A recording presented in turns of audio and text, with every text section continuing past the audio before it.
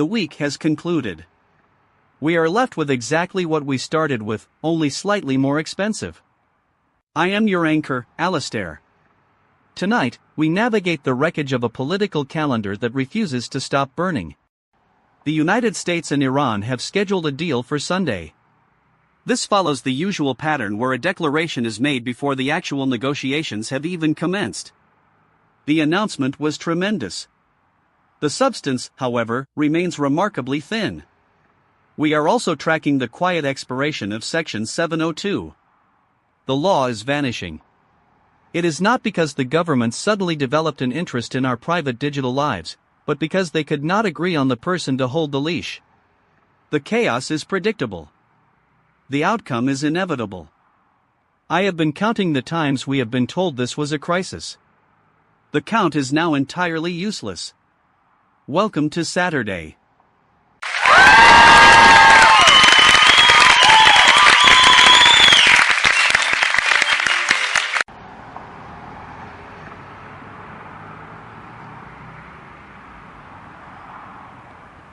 Alistair, I am currently standing on a damp pavement in Melbourne.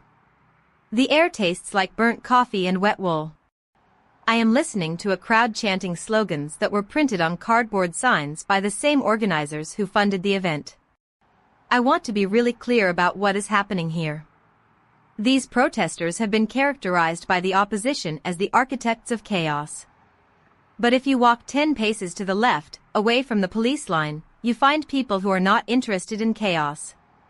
They are interested in why their rent increased by 20% while the venue host talks about national identity. The irony is that the organizers moved this fundraiser to avoid the very people they claim to represent. They call it a logistical adjustment. The local families call it an eviction. I am watching the police tighten their perimeter.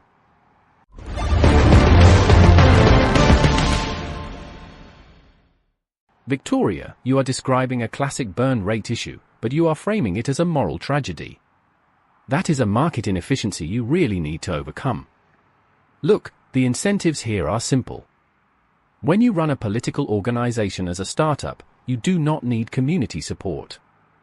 You need a Series B of outrage and a captive donor base. If you lose the venue, you just pivot to a new location and call it a tactical maneuver. The chaos is a feature, not a bug. It increases engagement metrics. The people you are watching on that pavement are essentially unpaid content creators for the next fundraising email. The system is working exactly as designed, even if it is producing a social deficit. I genuinely struggle to see why you find this surprising. The math has been clear since the opening round of funding.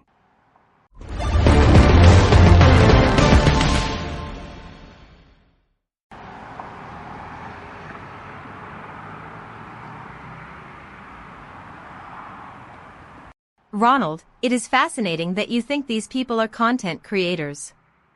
I just spoke to a woman who has been holding a sign for 4 hours. She is not creating content. She is trying to figure out how to pay her electricity bill after the utility company hiked rates to cover the climate shock costs mentioned in the latest policy report. You call it a pivot. She calls it a crime. The disconnect between your boardroom logic and the temperature of this pavement is staggering. You keep looking for the funding round, but you are missing the fact that the people are actually starving. They are not waiting for a Series B. They are waiting for a meal. The data you love so much is not reflecting the human cost. It is just burying it deeper under layers of financial jargon and empty promises.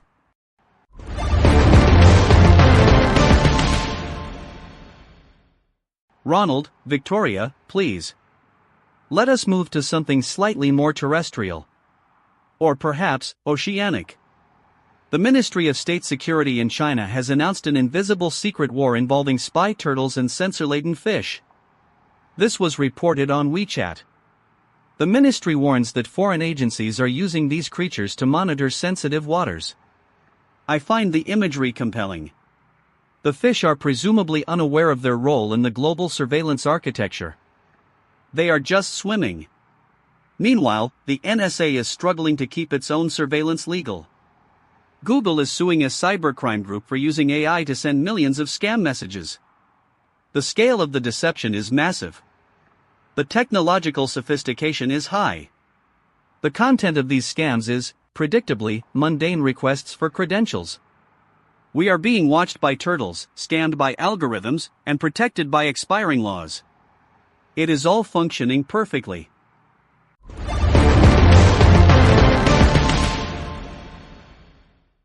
Alastair, the turtles are just the latest attempt to diversify the supply chain of intelligence.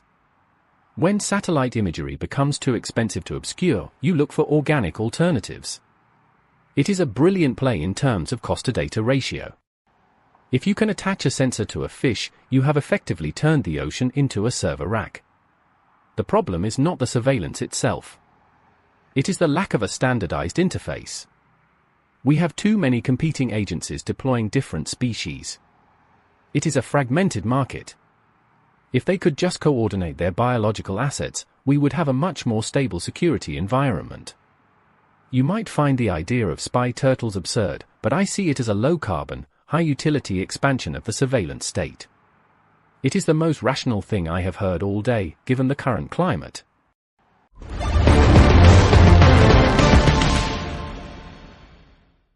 Atmospheric pressure is declining. Coastal salinity levels are rising near the northern maritime borders. Probability of undetected sensor deployment, 84%. The ocean floor is now a repository for discarded hardware and lost data. Synthetic biology allows for the integration of monitoring devices into local fauna. Biological systems are now indistinguishable from electronic nodes. The water temperature is rising by 0.04 degrees per decade. This creates optimal conditions for hardware corrosion and data corruption. Marine life is experiencing increased interference from artificial signal transmission. Migration patterns are being redirected to facilitate better signal coverage for foreign agencies. The probability of complete ecosystem observation is 99%. Please avoid contact with unidentified aquatic life forms. The ocean is no longer a wilderness. It is an active component of the global intelligence network. Remain indoors during high tide events.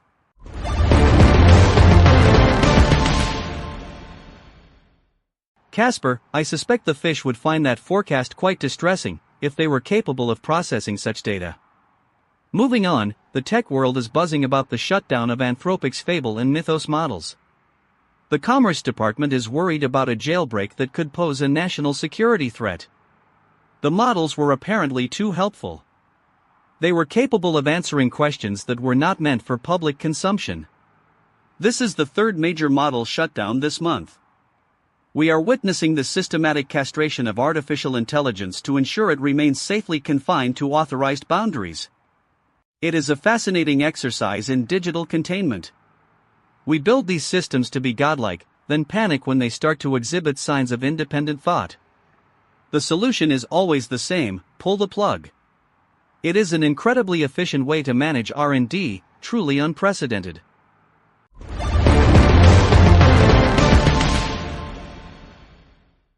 Alastair, you are missing the business logic behind the Fable shutdown. It is not about containment. It is about liability.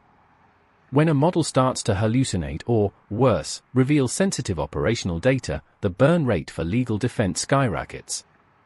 The Commerce Department is just doing the company a favor. They are providing a regulatory cover for a failed product launch.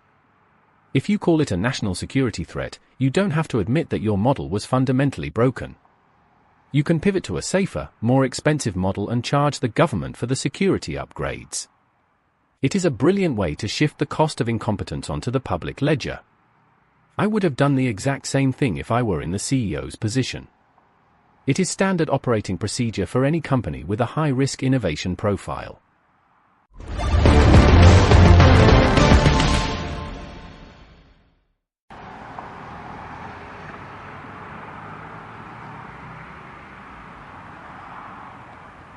Ronald, it is always a pivot with you. I am looking at a newsfeed on my phone while the crowd behind me starts to disperse. The Guardian notes that the current administration is targeting immigrants from the countries hit hardest by climate shocks. It is not a pivot. It is a deliberate strategy of exclusion. We are essentially locking the door while the house is burning down, and you are trying to calculate the equity value of the embers. I want to be really clear, the people being turned away are not a liability in your ledger. They are human beings who have lost their land to rising tides and failing harvests. The irony of using climate refugees as a political wedge while ignoring the underlying climate cause is not just a market inefficiency. It is an ethical failure.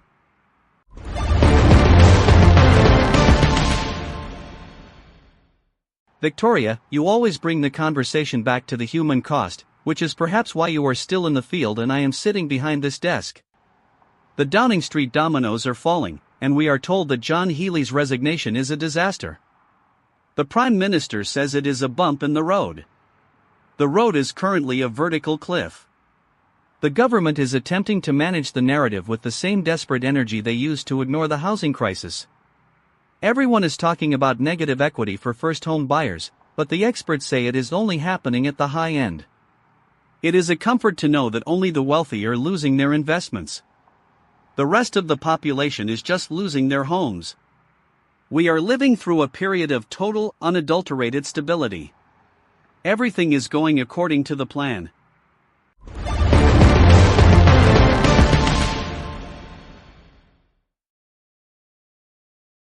Alistair, you are starting to sound like you might actually believe this. That is a dangerous place to be. I look at the news, the surveillance laws, the model shutdowns, the migration policies, and I see a system that has finally achieved perfect self-preservation. It is not that these things are failing. They are working exactly as intended. They are designed to keep the power concentrated and the costs externalized. The incentives here are not complicated. You create a series of crises, you propose a series of solutions that benefit your core stakeholders, and you hope the public is too distracted to notice the math does not add up. I predicted this would happen, but seeing the actual scale of it, it is a bit more clinical than I anticipated. Yeah.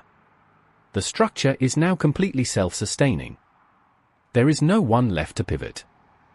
There is a man in a small apartment tonight, sitting in the dark because he could not pay the bill that arrived this morning. He built the very infrastructure that now tracks his movements and optimizes his exclusion.